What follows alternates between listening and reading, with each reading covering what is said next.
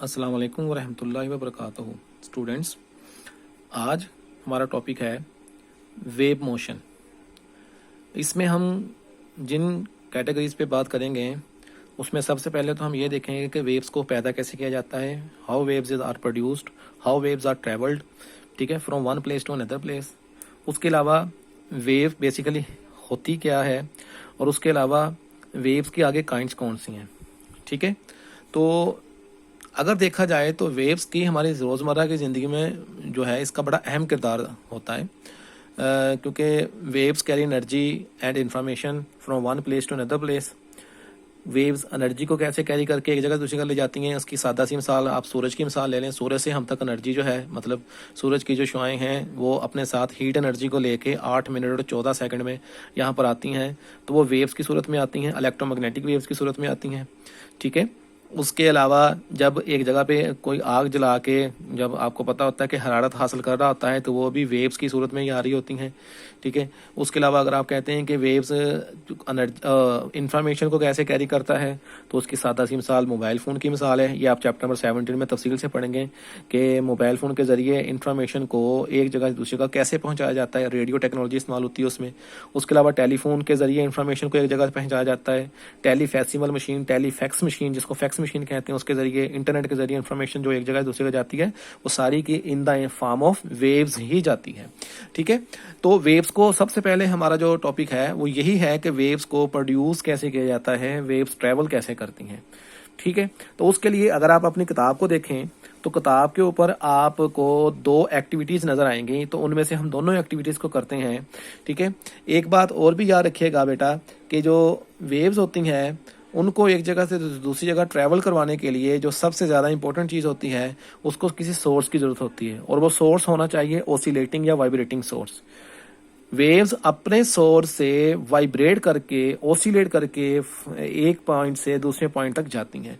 अब अगर आप एक्टिविटी 1 की बात करें तो एक्टिविटी 1 में आपको क्या चाहिए, आप एक सादा सा पानी का टब लें। जैसे ये एक टब है, सपोज दैट ये रेक्टेंगुलर टब है, ठीक है। आप एक टब लें, उसके अंदर आप थोड़ा सा पानी भरें, ठीक है। पानी भरने के बाद आपने क्या करना है कि आपने उस टब के एक सिरे पर पेंसिल या कोई कोई और भी कोई स्टिक है, कोई भी चीज़ है, उसको आप पानी के अंदर डिप करके आप उसकी मूवमेंट क्या करनी है, आप उसको ऐसे पानी में डिप करके ऊपर नीचे करें ऐसे, ठीक है। जब आप ऐसे करेंगे तो जाहिर बात है आप की जो हाथ की पोजीशन है वो ऑसिलेटरी मोशन कर रही है आपकी, ठीक है। तो ऑसिलेटरी मोशन करते हुए जब आप उसको डिप कर रहे हैं, बाहर निकाल रहे हैं, तो वहां पर कुछ डिस्टर्बेंस पैदा हो जाएंगी पानी के अंदर। वो डिस्टर्बेंस क्या कहलाएंगी, वो वेव्स कहलाएंगी। तो उसमें वेव्स प्रोड्यूस होना शुरू हो जाएंगी, वेव्स बनना शुरू हो जाएंगी, ठीक है। जब वो वेव्स बनना शुरू हो जाएंगी तो आपने क्या करना है कि आपने एक कॉर्क लेना है, एक कॉर्क। चले आपके पास कॉर्क नहीं है तो आप कोई भी ऐसी चीज़ ले लें जो पानी में ना डूबे, लकड़ी है, कोई भी चीज़ है, उसको उसके टुकड़े को आप या कॉर्क जो है उसको आप एक सिरे पे रख दें, तो आप देखेंगे कि वो कार की जो मोशन है वो भी ऊपर नीचे, ठीक है ना, अप एंड डाउन मोशन में वो जो कार के वो मूव करना शुरू कर देगा, ठीक है। तो वेव्स हमेशा कब प्रोड्यूस होती हैं, जब पानी को कोई भी चीज़ है, पानी की वेव्स जो होती हैं जिसको रिपल्स कहा जाता है, वाटर वेव्स कहा जाता है, ठीक है, वो डिस्टर्ब होती हैं, तो डिस्टर्बेंस के ज़रिए जो वेव्स हैं वो क्रिएट होना शुरू हो जाती हैं, ठीक है।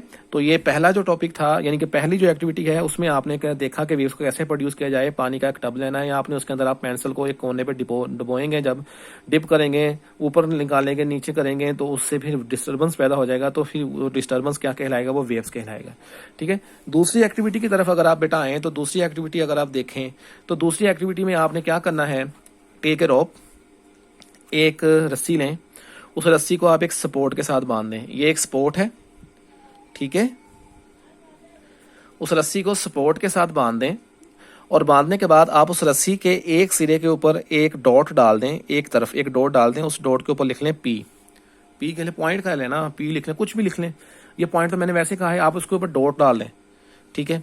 अगर आप कैमरे के जरिए उसकी मोशन को स्लो मोशन में करके देखेंगे तो आपने क्या करना है, यहाँ पर आपका हैंड है, आपने इस यहाँ पर एक झटका देना है ऊपर नीचे, ऐसे करके झटका देना है, ऊपर से नीचे की तरफ झटका देना है। तो यहाँ पर वेव्स में कुछ जो है वो पार्टिकल्स आपको नजर आएंगे, आपको कुछ उभार नजर आएंगे, ऊपर को और नीचे को नजर आएंगे, ठीक है। अगर आप उसको अच्छे तरीके से ऑब्जर्व करेंगे तो आप देखेंगे कि जो पॉइंट जो है वो कभी नीचे की तरफ आ रहा है, कभी ऊपर की तरफ जा रहा है, कभी नीचे की तरफ आ रहा है, कभी ऊपर की तरफ जा रहा है, ठीक है। तो इसका मतलब है कि ये वेव्स के अंदर जो डिस्टर्बेंस पैदा हो रही है, वेव्स बन रही हैं, ये रस्सी के ऊपर, रस्सी के अंदर जो डिस्टर्बेंस है पार्टिकल्स के दरमियान में, जब पार्टिकल डिस्टर्ब होते हैं तो वेव पैदा होती है। तो पार्टिकल जब डिस्टर्ब हो रहे हैं तो कभी वो ऊपर को जा रहे हैं, कभी नीचे को आ रहे हैं। जब वो ऊपर को जाएंगे तो इसको हम क्या कहेंगे, इसको हम नाम देते होते हैं बेटा, आगे मैं आपको पढ़ाऊंगा, क्रस्ट का नाम देते हैं।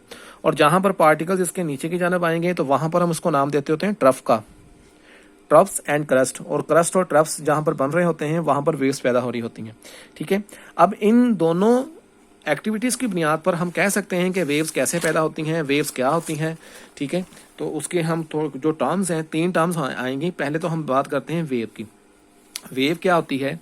Wave is a disturbance in a medium. Wave किसी मीडियम में पैदाशुदा ऐसे खलल को कहते हैं which causes the particles of the medium, जो मीडियम के पार्टिकल्स का सबब बनते हैं। क्या करने के लिए? टू अंडरगो वाइब्रेटरी मोशन, कि वो वाइब्रेटरी मोशन करें अबाउट देयर मीन पोजीशन, अपनी एक फिक्स्ड पोजीशन के गिर्द, in equal interval of times, वक्त के बराबर वक्फों में, ठीक है। यानी कि वेव किसी मीडियम में पैदाशुदा ऐसे खलल को कहते हैं जिसमें उस मीडियम के पार्टिकल्स जो हैं वो एक फिक्स पॉइंट के गिर्द वाइब्रेटरी मोशन करते हैं। वो मीडियम मैटर होगा, ठीक है। तो a wave is a disturbance in a medium which causes the particles of the medium to undergo vibratory motion about their mean position in equal interval of time, ठीक है। Wave किसी medium में पैदाशुदा ऐसे खलल को कहते हैं जिसमें मीडियम के ज़रात उस के एक मीन पोजीशन या फिक्स पोजीशन के गिर्द इक्वल इंटरवल ऑफ टाइम्स में वाइब्रेटरी मोशन करते हैं या ऑसिलेटरी मोशन करते हैं।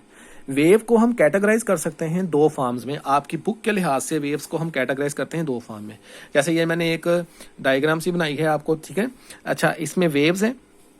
Wave can be categorise into 2 form, that is called mechanical waves and electromagnetic waves, ठीक है। 2 किस्म की वेव्स यहाँ पे मैंने आपको बताई हैं, एक है मैकेनिकल वेव और दूसरी है इलेक्ट्रोमैग्नेटिक वेव्स।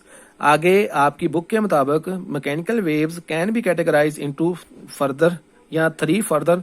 अब ये 3 फर्दर मैंने इसलिए कहा है कि इसकी तीसरी किस्म भी होती है सरफेस वेव, जो सतह पे वेव्स बनती होती हैं, लेकिन वो आपके बुक का हिस्सा नहीं है। लेकिन हमने यहाँ पे तफसील से बात करनी है लॉन्गिट्यूडनल और ट्रांसफर वेव्स की, ठीक है।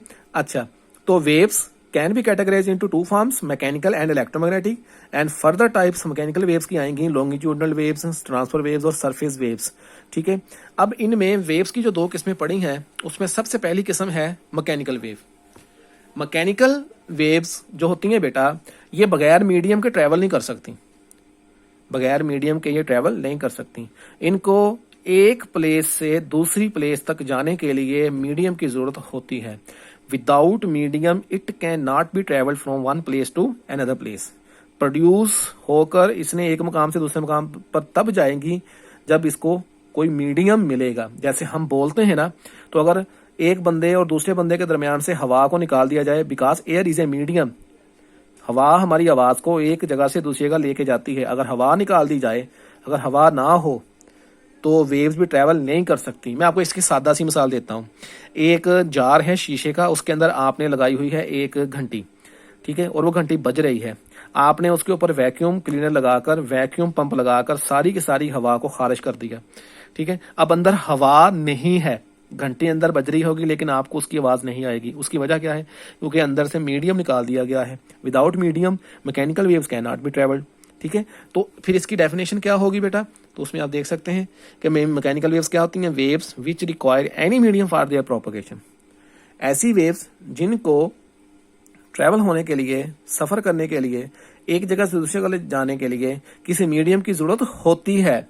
Without medium mechanical waves can not B travelled. Examples क्या है इसकी? वाटर वेव्स, पानी से पैदा, पानी के ऊपर जो वेव्स पैदा होती हैं, ठीक है। Sound waves, seismic waves. What is seismic waves? Waves produce by earthquake, ठीक है, और एक्सप्लोजन, धमाके से या जलजले से पैदा होने वाली वेव्स जो है। अच्छा, उसको हम क्या कहते हैं? उसको हम लोग सीज्मिक वेव्स का नाम देते हैं। उसके अलावा सेस्मिक वेव्स के अलावा वेव्स प्रोड्यूस बाय स्ट्रिंग या स्प्रिंग। स्प्रिंग, रस्सी या स्प्रिंग से पैदा होने वाली वेव्स को भी क्या कहा जाता है? मैकेनिकल वेव्स ही कहा जाता है। अच्छा, उसके बाद ऐसी वेव्स, कुछ ऐसी वेव्स भी हैं हमारे यहाँ पर, कुछ ऐसी वेव्स भी कैटेगराइज की जाती हैं जिनको मीडियम की जरूरत नहीं होती। Waves that do not require any medium for its propagation. इसकी डेफिनेशन क्या बनेगी कि electromagnetic waves are waves that do not require any medium for their propagation. ठीक है, वेव्स, इस वेव की अशात के लिए व्हाट इज प्रोपगेशन? प्रोपगेशन है travelling from one place to another place. ठीक है, प्रोपगेट करने के लिए, अशात के लिए किसी मीडियम की जरूरत नहीं होती, बल्कि ये बगैर मीडियम में ट्रेवल करती हैं। और यही वेव्स जो होती हैं जो कि लॉन्गेस्ट जो है वो ट्रैवल कर सकती हैं, बहुत ज़्यादा सफ़र तय कर सकती हैं, उनको हम जो है नाम दिया इलेक्ट्रोमैग्नेटिक वेव्स का। सूरज की शुआएं भी इलेक्ट्रोमैग्नेटिक वेव्स की शुआएं हैं। ठीक है, तो इसकी एग्जांपल्स में कुछ यहाँ पे है रेडियो वेव्स। ठीक है, radio waves, microwaves, infrared waves, visible light waves, ultraviolet waves, X rays, gamma rays वगैरह, these are all about electromagnetic waves.